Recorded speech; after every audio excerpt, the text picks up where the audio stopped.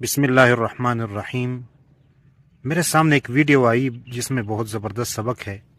आप पहले ये वीडियो देखें, इसके अंदर क्या बताया जा रहा है। वैसे अरबी में है, शायद आपको समझ आ जाए, फिर उसके बाद मैं उसका एक खुलासा पेश करता हूँ।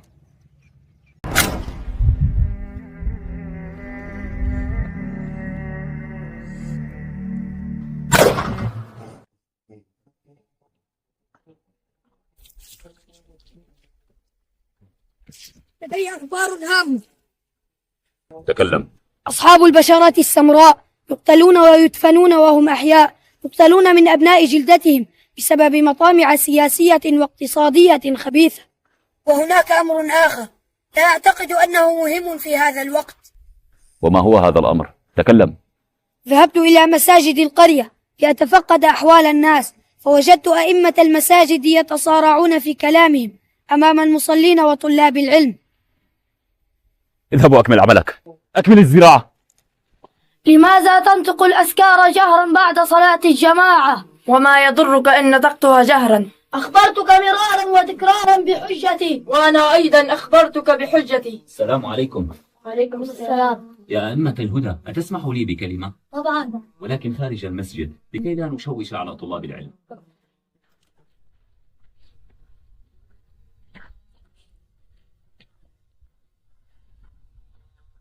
كلماتي إليكم من قلب يحترق ألما.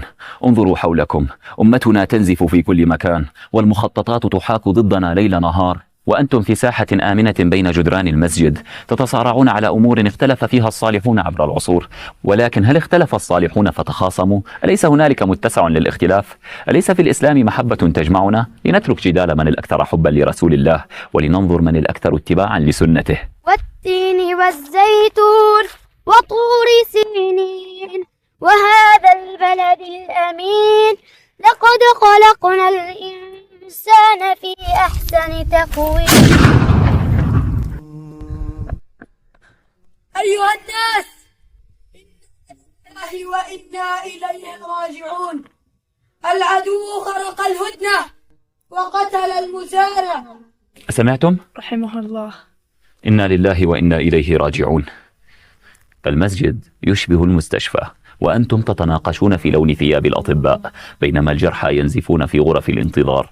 الجرح ينزف في جسد الأمة، وأن نتناقش في لون الضمادة. أسألكم بالله أن تتصالحوا، فإن صلحتم صلحت الأمة. الإمام الناجح ليس من يحفظ القرآن فحسب، بل من يحفظ لغة العصر ويفهم واقع أمته. ولا يخفى على أئمة الهدى ما تتطلبه المرحلة من يقظة وعمل. السلام عليكم.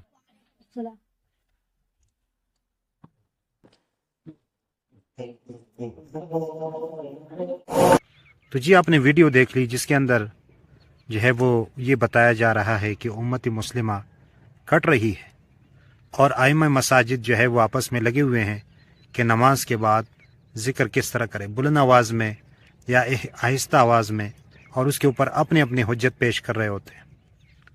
एक शख्स आता है, उनको बताता है कि दी आप जिस बहसों में लगे हुए हों ये कोई ज़रूरी नहीं है, और बाहर जो है वो कौम जो है वो कट रही है, और मुसलमानों के साथ क्या हो रहा है।